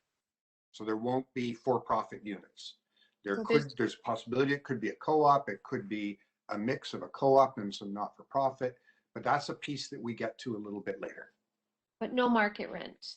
That no privately owned units. Eric from the Housing Secretary, be able to do you want? I mean, the councillor gave a pretty thorough answer there, but anything to add, Eric, just from the housing perspective? No, that was a perfect answer. We're just not there yet. This is such a phased process, and that's just going to come a little further down. But certainly, I don't want to belabor this, but the city has experience providing affordable housing for a huge range of people. As you mentioned, artists, seniors, very low income people. So all these things I think are still on the table. And it's good to get the feedback, Sheila, for what you're interested in seeing. I think is also part of what the point of this meeting is. So it's helpful to hear that as well. Awesome, because you can, everyone knows Parkdale is for everyone. So it would be great if that housing reflects that it's not just a monoculture there for everybody. Great. Thanks, Sheila. Well, I'm glad we got you, even though your hand was looked like it was down. I'm going to go next to Miranda, and then I'll get Jenny and Gerda next. So Miranda. And All just right. before Miranda, go ahead. Oh, I'm going to keep it really brief, and nobody has to necessarily answer right now, but I run a charity at 186 Cowan, so in the basement of the Polish church, so that's directly beside the parklet. And I want to say, number one, Joe, roof, terrace, glass walls, beautiful. I mean, that's just, such a great addition. In terms of feedback, laneway parking, I believe, would be unsafe. We already have a ton of traffic issues on Cowan Avenue. People with wheelchairs, mobility issues, children are frequently in accidents. Wondering if there's any way to think about expanding Cowan Avenue. So on garbage days, people reverse on Cowan Avenue and go down the wrong way of the street. So very unsafe. Or if there's a way to push back the sidewalks, because Cowan Avenue can be extremely stressful for people who are in the area as well during winter. Snow removal and these things are very difficult. So I think if we're making the space more dense, we have to think about it from a safety standpoint as well. And the traffic on the street is a big, big problem. As well, both Second Missouri Community Center and myself, we receive a food shipment from Second Harvest a few times a week. So that would be a big truck. Usually it stops right on Cowan. So I don't think having a laneway on Milky Way would service that second harvest truck. So I'm not sure if there's a way on, I guess, the west side of the street for a safe place for food type deliveries to the community center, if that can be included. And then last thing I just want to talk a little bit about is everybody in Parkdale knows there's some challenges around the mental health side of things. During the actual construction project, I think it's important to have a lot of lighting in the area and possibly a security guard. As many of the children who come to my charity that are from the local area, they already feel unsafe navigating the community. And just during the construction period, when there's going to be a lot of empty spaces, dark areas, if there's a way to think about keeping that space safe for the kids that are going to be using the space and getting to other spots while that construction is happening. So that's all for me. Right. Thanks a lot, Miranda. And you said you weren't looking for immediate response, so I'll keep going to others in that spirit. But thank you. We took lots of detailed notes. We'll make sure that that's shared in our notes to the team here. So next I had Jenny. So Jenny, if you just want to unmute yourself. Yeah, can you hear me? Yep. Yeah, awesome. Hi, everyone. I'm Jenny. I'm from West Neighborhood House, and very exciting about what I've heard today. I do agree with Joshua around the housing piece. I think there could be a bit more housing explored there, and I'm excited to hear more about, the city gathering maybe other properties to be able to expand that, because definitely a need in Toronto. The other sort of reflection that I've had in working with parents, especially in Parkdale, has been around, offering childcare programs, more childcare programs in Parkdale. There's very little for young children, as well as school-age children. So ages 6 to 12 is also very much lacking. I don't know if that's part of the plan, but I just wanted to put that out there. The question, though, specifically that I have is regarding the LAC membership, and are you accepting new members for the LAC? I can start on that one, and then Sarah, the second point anyway. So yes, the short answer is yes. We can share there's a terms of reference and a very brief application form. So Jenny we'll share some contact info before the meeting is out. And if you just reach out, we can share that material with you. Awesome. Thank you so much. So that's the answer to that. That goes to everybody, obviously, not just Jenny. And I think otherwise, I think we've got your advice about interest in there being childcare programs, especially for very young children, and some excitement about what you've heard and the interest in seeing more housing as well. So that's all got that all down as well. So thank you for that, Jenny. Thank you. So before I go to the next person, which is Gerda, I just want to remind the people on the phone, if you'd like to put your hand up, you just press *3. I don't see any phone hands up at the moment. So I'll just remind you that, and you don't have to, but if you'd like to, that option's available. So Gerda, over to you. And maybe I'll unmute you, Gerda, just to help out. Can you hear us? Yep. In the discussion, I didn't hear the word Gallery 1313. I heard the words community spaces, which to me can mean many different things, including meeting spaces for an hour, et cetera, et cetera. Now that I'm a member of this gallery, it's a nonprofit gallery of artists.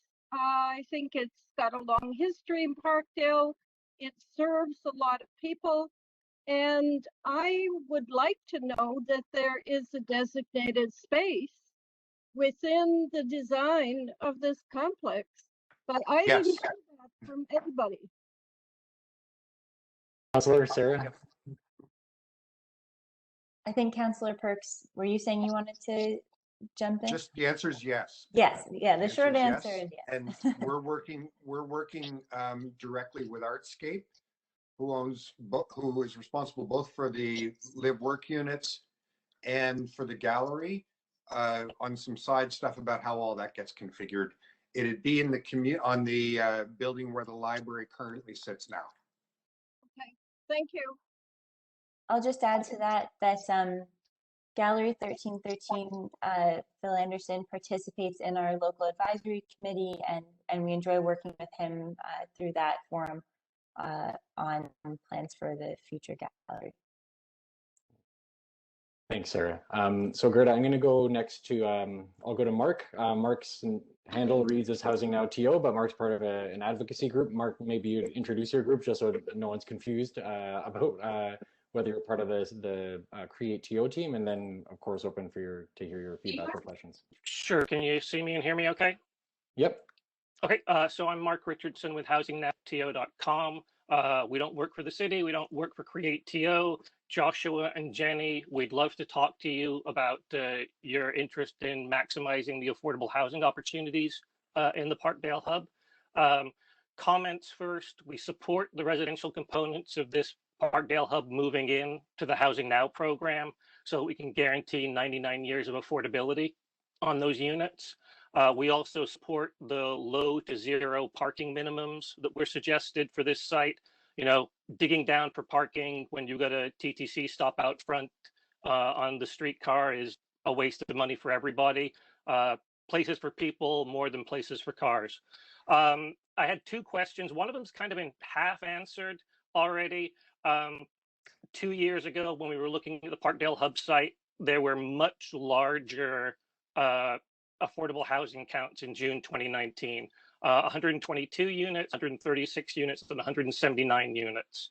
I understand now that part of that is because of the Dollarama lands and the other lands that are next door, that there's still discussions going on. So what's the drop dead date for that acquisition in order for that land to be able to be included in the Parkdale Hub plan? Is it 2023, 2024? And then the other question for Joe, the architect, is when we started this, there were no West Queen West design guidelines. There weren't 5-meter step backs like you mentioned. So if we had that same floor plate that you have for the residential building now, but it was a passive house build at 6 or 7 stories without the step backs, without the articulation, how many more units of affordable housing would be generated? Thank you. So maybe Sarah or Councillor Perks, the question about is there a drop dead date in terms of determining the, I guess, the footprint for the site? Yeah. Sure. I would say that we don't have a hard drop dead date. Obviously, the sooner we have clarity on this matter, the better. So we are working with our partners at the city, and Councillor Perks is very much in support of us on this in trying to get clarity on that decision as quickly as possible. I think that the door remains open. You know, it's helpful that it's a separate, discrete development site. It allows us some flexibility in the sequencing of the development of the various properties that comprise the hub, and so that's my answer. Councillor, did you want to add anything? Nope, just Mark. Please be aware that the work on this actually began after the work on the design guidelines for Queen Street. So it's not accurate to say that they were imposed afterwards. Folks, when it started, I guess, is the correct description of it. We had draft ideas for consideration even before we did the first massing diagrams at the first community stakeholder meeting. Okay, I'd still like to get the answer from the architect if I could, please. Joe, question just to remind you is, do you have any sense of how many more units you could get with additional floor plate, like in separate from the West Queen West design guidelines, like Mark is asking about? Yeah, no, I think, and just to maybe interpret the question a little more, what I think I heard in the question was the idea of potentially a kind of simpler building form, passive house kind of standard, really low energy. So those are all highly desirable things, and I couldn't agree more with all of those characterizations, and including the keep it simple, and you can help to make it affordable. So agree with all of those spirits. or the spirit of all of those things. Yes, we do have the guidelines, though, in this relatively recent policy that we're working from. I don't have a quick answer to your question, but I could certainly do some sketching and some math, and again, following up if that's appropriate to, you know, it's not the same project. I mean, I think if what I'm hearing you say is if you just, for example, did a, I mean, I guess to go to your point, what we're trying to do is when you're designing a housing project, especially when you're trying to do an affordable housing project, you want to do all those things you just described, and you want to deliver a lot of it, but you want to deliver a diversity of unit types and unit sizes. And so there's this balancing act with respect to the depth of the building, and especially when you're needing to shape it, it's difficult to always keep it efficient. And so we're still working on that. Just to say, I don't think we feel we're done yet. And we're very conscious of the desire, I think, to really maximize the opportunity. We're also sensitive to the issues of scale that this community has debated for a long time, and the kind of character of Queen Street emerging here. As I said earlier, if people have very specific suggestions, we're very open to listening to them. I will try to follow up with some kind of answer to give you a rough number would be appreciated, so we understand what that opportunity cost is. Sure. Thank you. Understood. Yeah. Okay, good. Thank you, Mark Richardson, and we've actually got another Mark queued up. So Mark Bell, and I've got about 4 more ready to go, and I'll just remind the people on the phone again, if you want to put up, oh, there is one on the phone. So after Mark Bell, I'll go to the person on the phone just to get a chance there. But Mark, we'll start with you. I'll help you out with the mute button. There, Mark.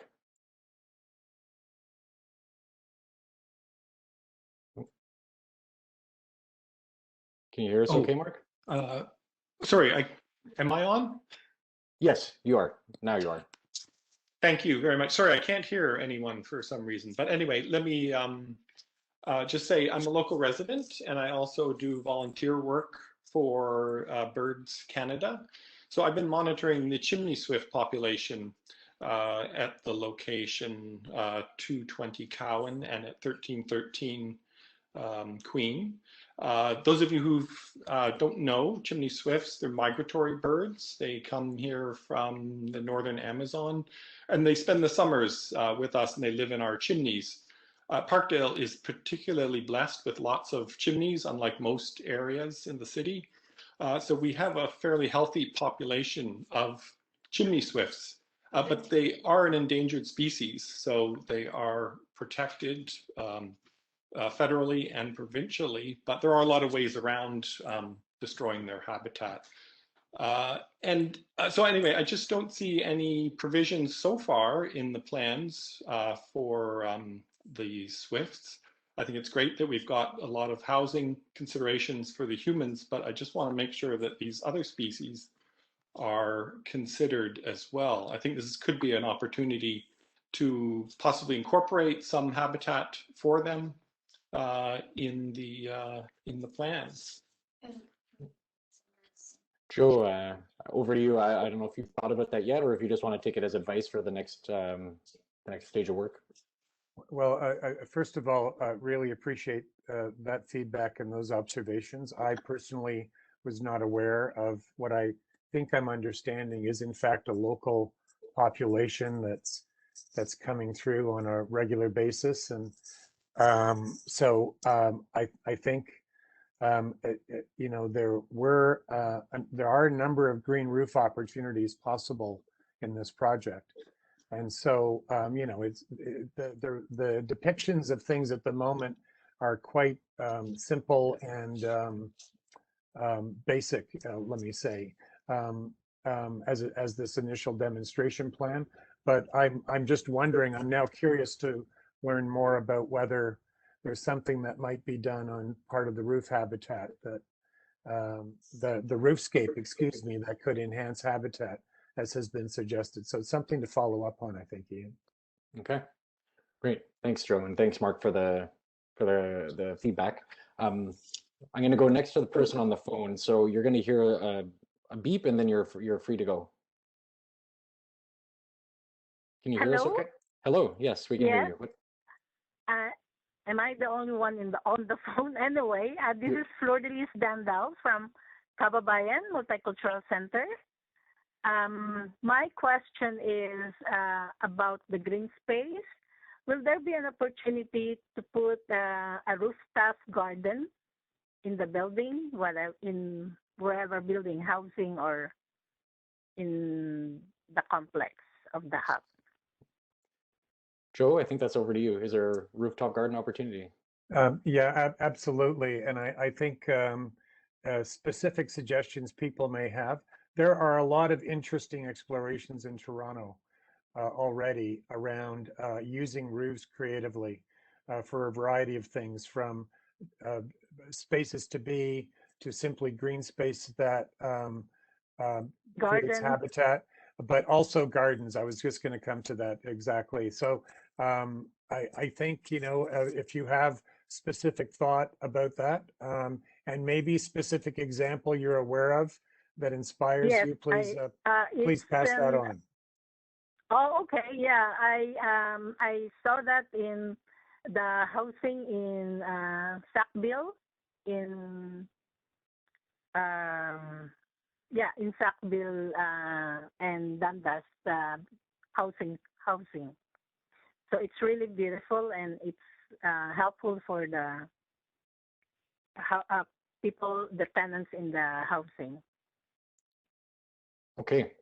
And great. I have another question. I'm not sure if I missed it in the plan. Do you have the exact date of the construction?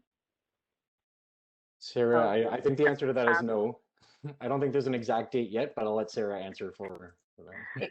You're correct. We don't have an exact date of construction. I think at this point we wouldn't anticipate construction happening any sooner than 2024. That's when we might anticipate it beginning. Oh, okay. Yeah, at least, yeah.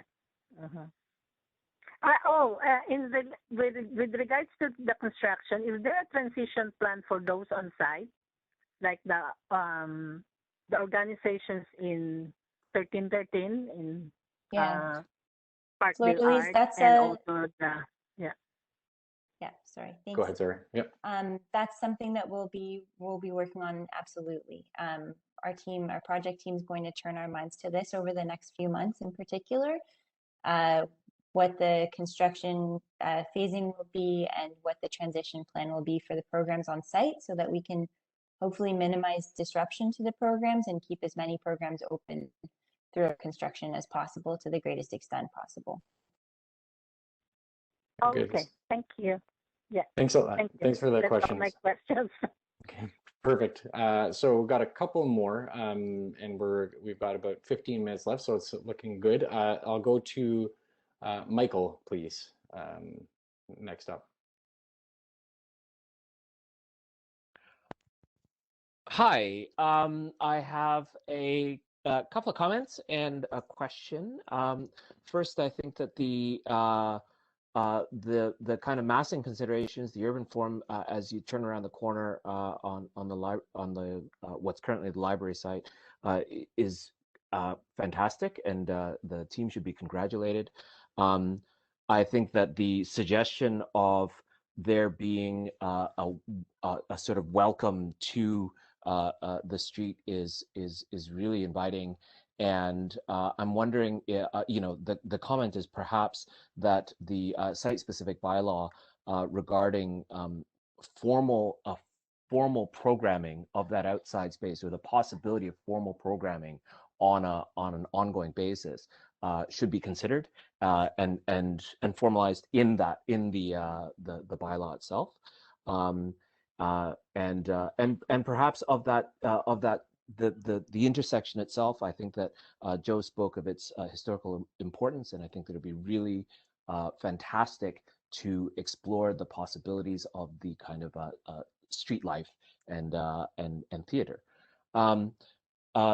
Joe's comment about the non-residential use of subgrade areas, levels that are not used for parking is phenomenal. I think that it would not only be a amazing demonstration of what I think Mark and the housing folks have been saying for a while, which is that we really do need less parking. But I also think that, riffing on that, one of the gains from not building as much underground parking is avoiding some of the huge embodied carbon costs of all that concrete that we're pouring. And to be able to, use this as an excuse to also explore, technically what is going to be possible with building subgrade without this much concrete. I'm assuming that with the library and community aspects of the project, that it would be considered a sort of City of Toronto ACD type thing, and therefore be held to the higher grade of the Toronto Green Standard. But really kind of digging in there and just seeing what we can accomplish. I think this is a really spectacular project. And finally, the question. Sorry for the long-windedness. Sarah did talk a little bit just now about transitioning of some of the existing program during construction. I note that the public library, even though it has been closed during lockdown and everything else, is a tremendously important and vital space for everybody in Parkdale. And would there be any way to have a how would you say it? Almost an interim hub, interim community space that would be a stand-in for this vital aspect, this vital programming throughout the duration of the redevelopment and the construction. Thank you. Great. So Sarah, lots of comments there, but maybe Sarah, I'll put the question to you in terms of the potential for any kind of interim hub or space for the library programming during construction. Yeah, thank you for the feedback and for that question. I think, as I mentioned in our construction phasing strategy, what we'll be doing is looking at what type of space we could create or the sequencing of events that would allow us to have space for interim programming, or what you would call swing space for programs, or to have programs move from their current locations into their ultimate locations.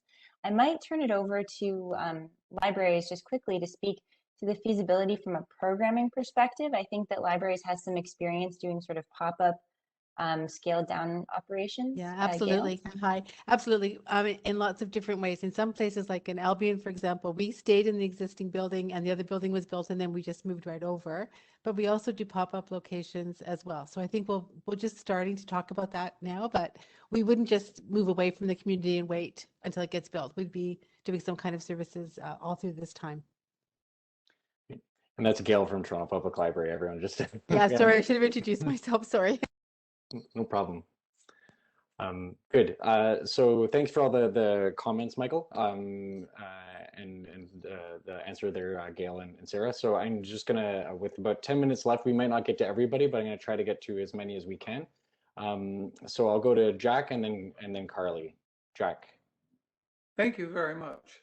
I'd like to comment on the design of the library. I noticed you have a 3-story wide open staircase area, taking up a huge volume of space. I think about the library up on Roncesvalles. They have an ordinary staircase and they have much more space for books, for people reading. I would like to see the library space used for books, for people to read, and not for big open, very pretty, but useless airspace. It's beautiful, but it's really for the rich. I think it should be designed for the rich somewhere up in, Rosedale, but here in Parkdale, we need, one of our favorite things in this community is the library. It's always full, it's always active. I'd like to see less airspace and more activity space for books, for people doing things.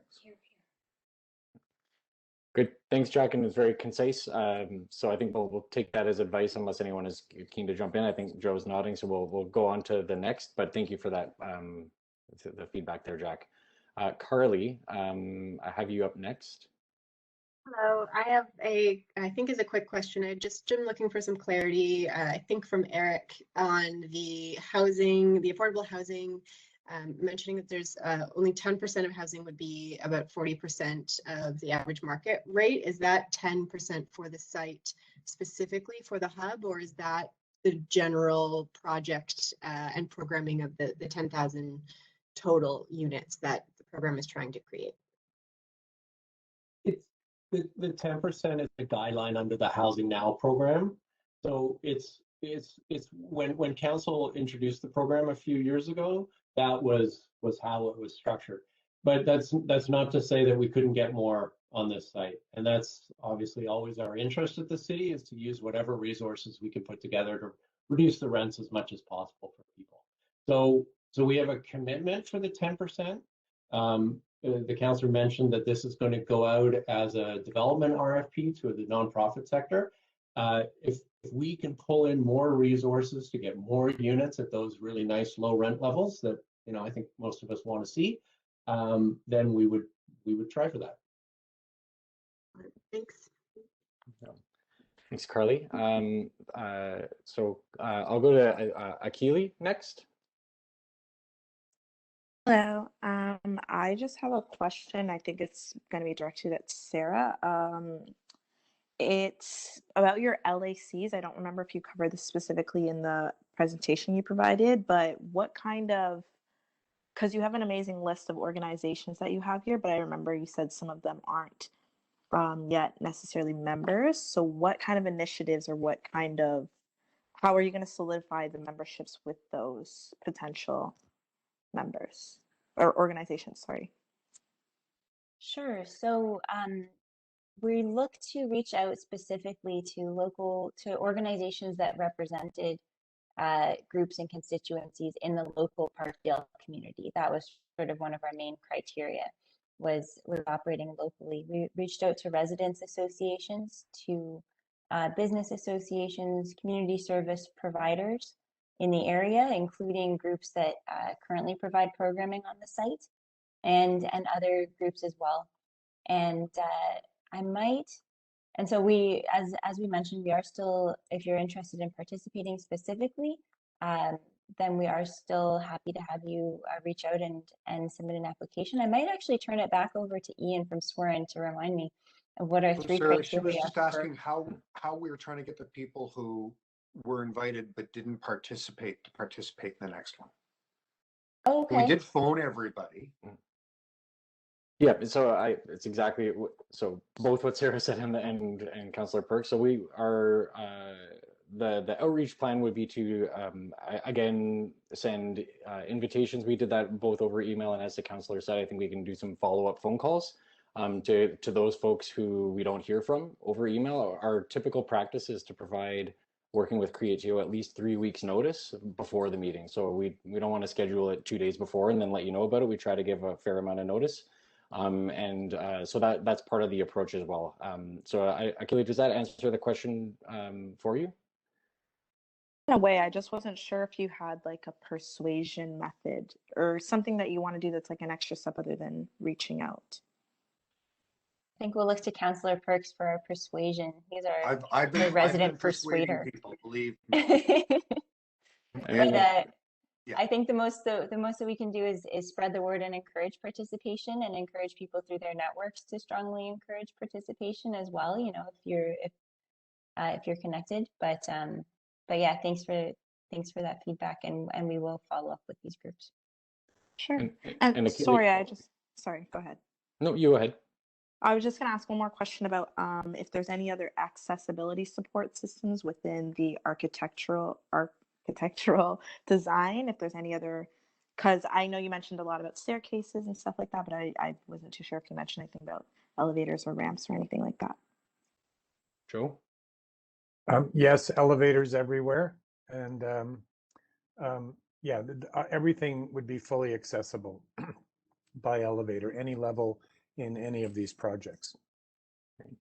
And including support facilities, not simply the means of moving around, but you know, using food, using washrooms, you know, a variety of things. I think you could expect a high standard in this regard, especially in the community center and library. Amazing. Okay, thank you. Thanks a lot.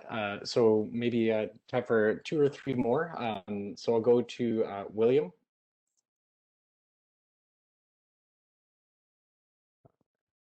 William, there you go.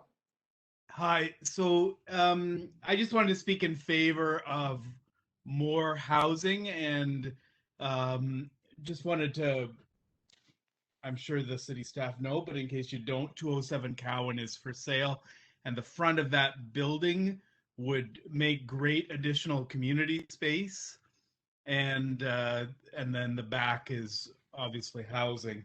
But anything that increases the deeply affordable housing, I think, is a really good idea. I know that it's already part of the plan, but just to support that. Perfect. Thanks for that, William. I'll go to Diane.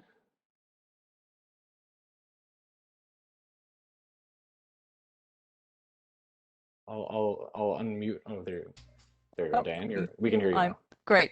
So I just want to say I'm Diane from Parkdale Golden Age Foundation, and I've been really I wasn't able to attend the last meeting, but I'm very impressed, I have to say, with all the plans that were explained so well this evening.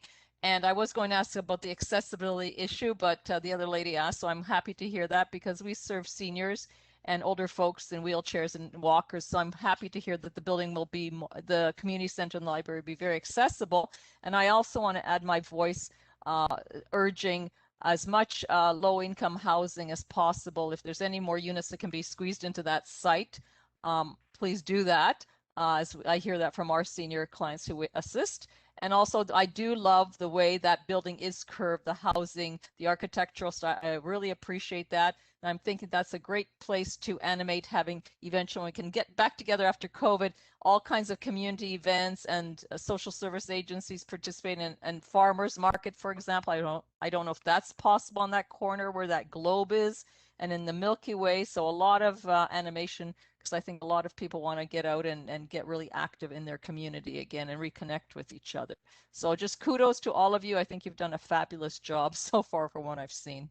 Thank you. Thanks a lot, Diane. You're welcome. I'm going to try to get to the last 3, and then we will have gotten to everybody at least once that had a hand up. So Kemi, or Chemi, I'm sorry if I mispronounced that. It's Shimi. I'm Shimi, Community Health Lead at Parkdale People's Economy at the moment. I just want to appreciate the commitment to affordable housing, and I want to echo Diane, William, Joshua, and others of the commitment to affordable housing, and I hope that the intention actually reflects the impact. And my question is actually in regards to the community center's gym in Missouri Cowan Center. It currently has a sort of second level where folks can watch. There's a spectacle area, a unique arena of some sort. Is that going to be intact in your next sort of new project development? And if so, how will that be maintained? Because as a community member, we have had multiple tournaments where people come and watch and sort of, you know, cheer on the championship match, which is sort of discontinued since. And so we're looking forward to revitalizing those opportunities to have those community gatherings. Joe, I think that's over to you. Yes, so a specific replication of what is there now has not been imagined thus far, Kemi, but again, with this suggestion, I think we can imagine as the design evolves how a space like this can be used and have a bit of an audience to cheer people on and, you know, etc. One thing is the idea of expanding ground floor space to the south a bit as a kind of porch area to the park, as I mentioned, but with a lot of transparency through the gym. and with separate access outside of the gym is one part of what might happen. What we're thinking about at the moment is a weight room at the north end, or sorry, the east end, that would be highly transparent and open to the gym. So this idea of transparency around the gym is a theme at the moment in our thinking. But I think we can reflect a little more on your specific advice here about existing space for watching and how that's going to be replicated or perhaps made better in the future. So I think that's on our to-do list now. Thanks. Thanks. And so I've got one more because I just want to go to Jacqueline, who hasn't had a chance to go yet. And then every other hand that I see up, we've gotten to at least once, I believe. So Jacqueline, we'll go to you for your question or comment, and then we'll start to wrap.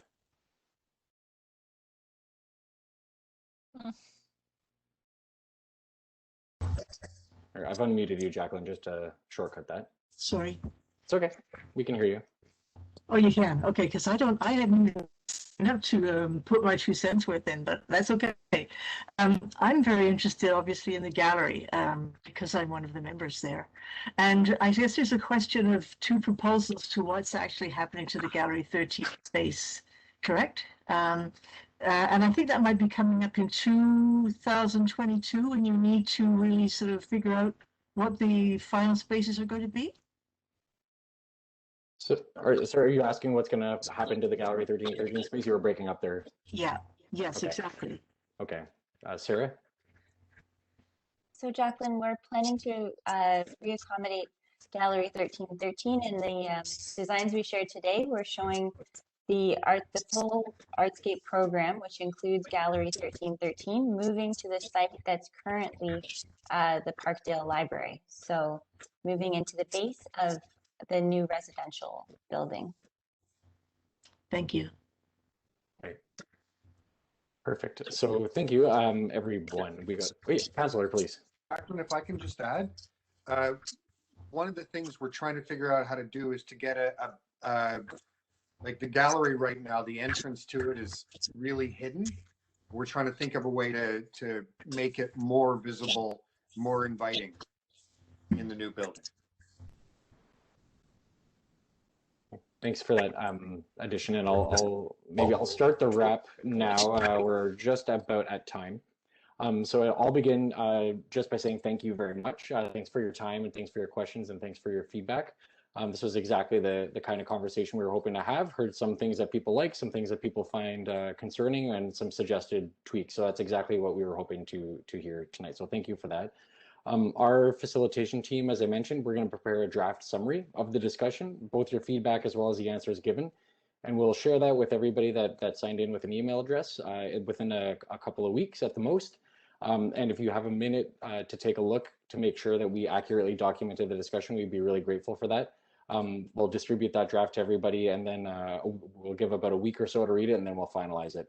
In the shorter term, Creatio is going to share the presentation that you saw tonight, that they gave tonight on the website at parkdalehub.ca in the next day, as well as the recording of this meeting. So if you'd like to relive the meeting again, you'll be able to do that within the next day or so on the website.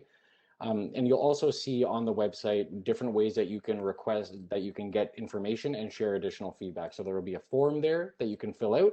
You can also request hard copies in the mail if you prefer to get hard copies, and it'll include a self-addressed paid envelope, so you don't have to pay postage. You just request it, it'll get to you, write down your feedback and share it back with us. So there's a couple different ways to do that, and also you can send an email to parkdalehub@creatio.ca, or you can leave a voicemail at 416-639-6118, and all that information is on the Parkdale Hub website. Everything that we receive up to and including June 17th will include in our meeting summary for this as well. So that's it. I guess the only other thing I'll share, which is not great news, which is that the Leafs are losing 3-1 partway through the second period. But they got one in the last couple of minutes, so maybe things are on the upswing. I have not been watching the game on the side, just in case anybody wondered. So with that, I'll turn it over to Sarah and Councillor Perks for any final words. Thanks so much, Ian. And I believe that you weren't secretly watching the game on the slide. You were actively engaged.